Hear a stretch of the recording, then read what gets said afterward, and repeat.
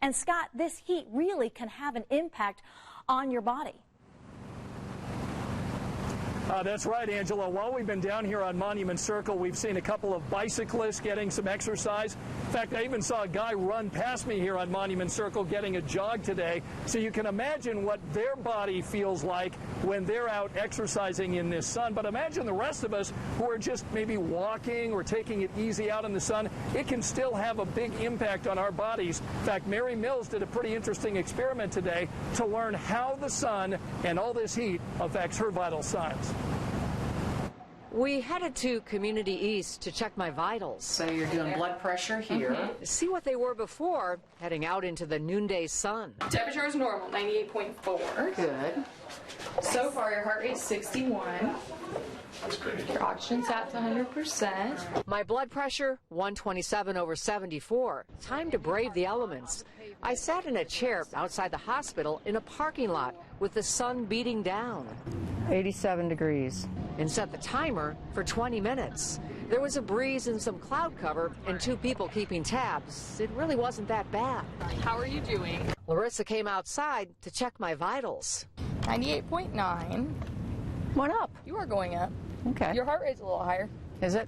About 10 points, 73 right now. My blood pressure was down slightly, and so is my oxygen saturation, and I wasn't doing a thing. These are still very stable vital signs, but you do start seeing your temperature's up, your heart rate's up, oxygen's a little bit lower, you're breathing a little bit faster. If I stayed out longer, she said those numbers would continue to climb. Instead, I headed for the news car, sitting here for 40 minutes. With windows closed and the engine off, I sat inside it for 5 minutes.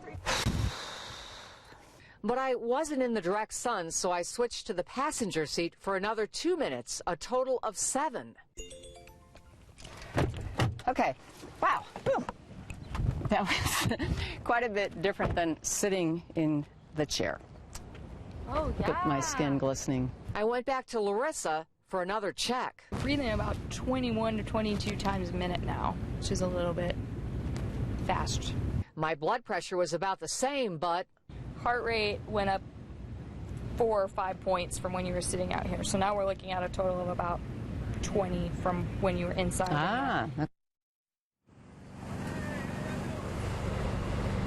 It's got really interesting. I was surprised at the impact because basically all I was doing was sitting out there and you could see, and I was out there a short time. So you can imagine if you're out there when it's extremely hot or you're compromised or young or whatever, you just don't want to take chances out there. Yeah, this morning my wife and I went for a 2.5 mile walk. We usually do 5. We were winded and exhausted after about half that, so I guess the recommendation is you got to be really careful what you do out in this weather, don't you? Exactly. And tonight at 6, we're going to hear from the emergency department doctor talking about those folks who have to work outside regardless of what the temperatures are. Yeah, you really feel for those people that work outside. Mary Mills, thanks so much. Of course, tonight we want to make sure that you check on friends and family who may be really affected by these high temperatures tonight. In fact, we want to talk a little bit about the difference between heat exhaustion and heat stroke, because there are some important differences. Here are some of the symptoms that you can look for. If you are suffering from heat exhaustion, you would feel dizzy, you'd have excessive sweating, you'd have cool and pale skin, you'd have muscle cramping, and you should get to a cool area, drink lots of water, or take a cold shower. So that's heat exhaustion. Now here's heat stroke.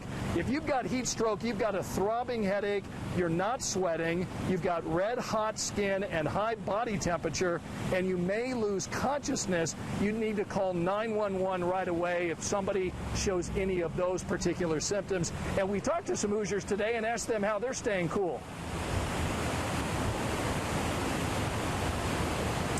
And we're going to go ahead and continue to follow this big heat story throughout the afternoon here on Eyewitness News. But for now, I'm Scott Swan on Monument Circle. Andrea and Ann, back to you. All right. Thank you, Scott. Well, it isn't just Indiana feeling the heat. No, take a look at this. From Central Park in New York City to now, let's take you out west to the beaches in L.A. More than 200 million Americans across 40 states right now.